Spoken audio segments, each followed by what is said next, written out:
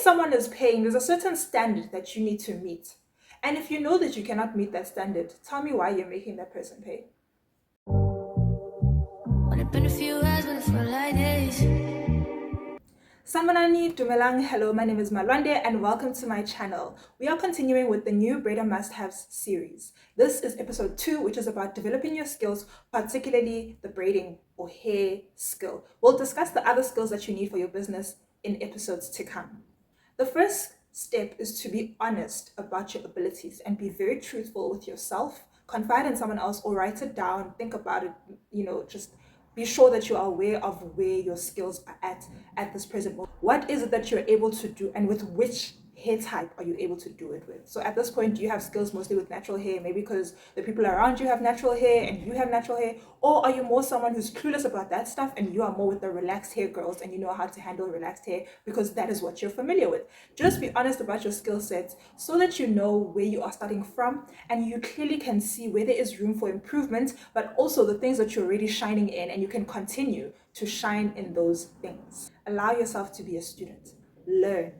Be in class. Class is in session on this here very platform called YouTube. There are tons and tons of videos from other hairstylists who are teaching you how to do knotless braids, how to do cornrows, feed-in cornrows, how to part, all of those things that are very important for the braiding skill set. Learn. Be a student. And in line with that, be teachable. Be teachable. Be a sponge. Like a child, absorb all the knowledge that you can find. Don't make excuses. Don't say, but I don't know where I'm going to learn how to cornrow. But I don't know where I'm going to figure this out.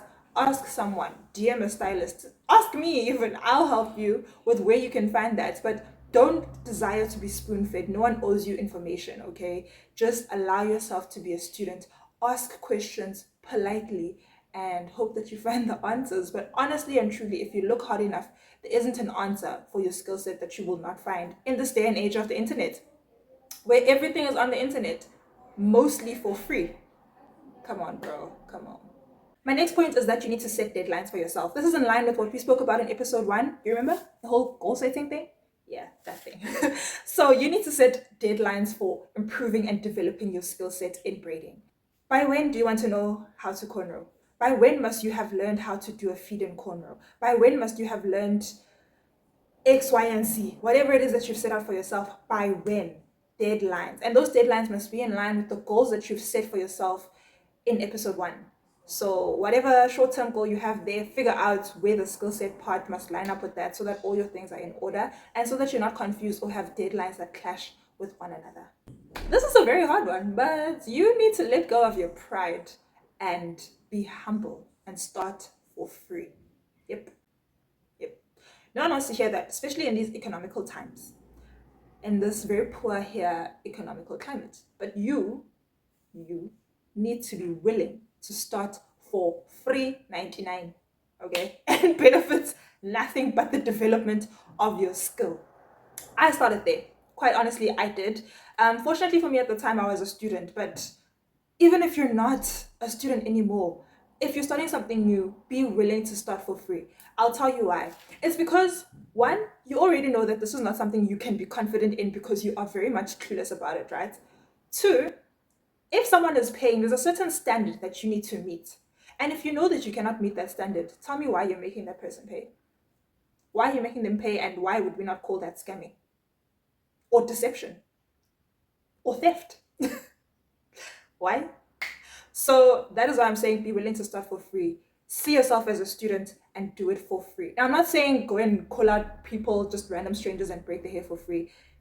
If it comes to that, sure, but I'd say start with people that you trust so that when you do make those mistakes, they have grace for you and they can be patient with you about the fact that these wig lines that usually take someone 15 minutes, they're going to take you an hour and a half because you are still learning.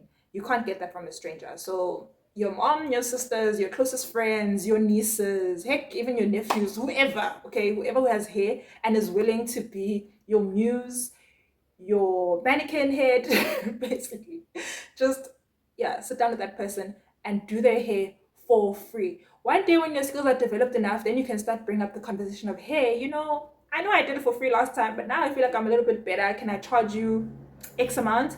And even that X amount is going to have to be super minimal because you are still starting. You are not a pro yet. You are at the beginning phases.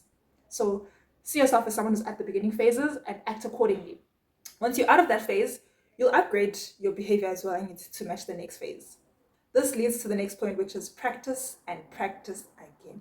There is no amount of practice that will ever be enough. There is no amount of practice where you'll say, yeah, no, I don't need to practice anything. Let me tell you, in this braiding thing, there's always something else to practice. You might have mastered this one thing, now you're good at it. There will be something else that you need to practice. So practice and practice again and be ready to improve after you practice. Be ready to go back and watch another video. Be ready to go back and watch how another stylist is doing it and try that method until you find what works for you. But you need to practice and practice again, like you're a mathematics student, okay?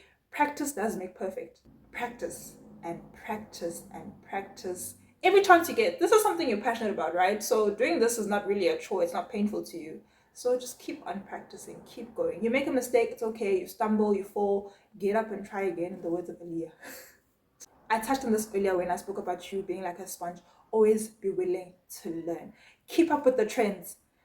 In this braiding thing, you will always be learning. I remember the first time knotless braids became a thing, and I was like, what? What is this technique? What is going on here? How are they adding this hair and whatnot? And when things change, so must you. You need to be adaptable. You need to be able to change with the times. And so I had to learn how to do knotless braids. And that was me being willing to learn, even after doing hair for, I think, 3-4 years at the time. Imagine, 4 years into it, here comes a new style, bang, it's new to the market. And now what do you need to do? You gotta learn. After that came the goddess braids. After that came the boho braids. After that, now there's a new trend of braiding with human hair. Listen, the trends are always updating and you need to be willing to learn so that you can keep up with the times and keep up with the girls that are going to be your customers and your clients. Lastly, track your progress. I know we've just spoken about how you need to do better and whatnot and all the places that you need to grow in, but this is the last and very bright part, that you need to track your progress so that you can see exactly where you are improving and so you can see where things are absolutely not changing. There are 2 ways that I want to suggest you track your progress. The first one is that you use images. So take a photo while you're still learning. Take a photo, take a photo, take a photo. The second is that you can use client feedback. Now, I'm calling them clients, but really it's the people that you've been practicing on. Ask for their feedback. Maybe you've done corners, for example. Let's run with that example still. You've done corners on someone. They've kept them for now 2-3 weeks. Go back to them and say, hey, how are your corners doing after 3 weeks? Do you mind taking a picture for me? Are they still intact? Did they fall apart? What happened? All of that stuff. Just get feedback from them. And again, back to the point of being willing to learn and putting your pride aside. If someone says to you, no, actually, your corners fell apart in the 2nd week, it's fine. It's okay. It's okay. That is the feedback that you're looking for. It's constructive feedback. And that's just part of being a professional, which I spoke about in the first episode.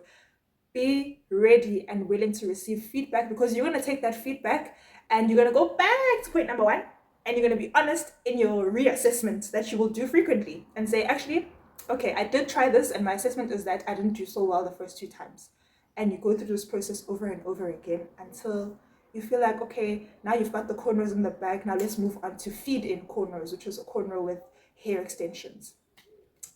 If you have made it to the end of this episode, thank you very much. This is where we're going to close it off. Drop me any comments or questions you have. How did you find this episode? What do you want to hear more of? Do you have any questions and stuff like that in the comments section? And I will catch you in my next one.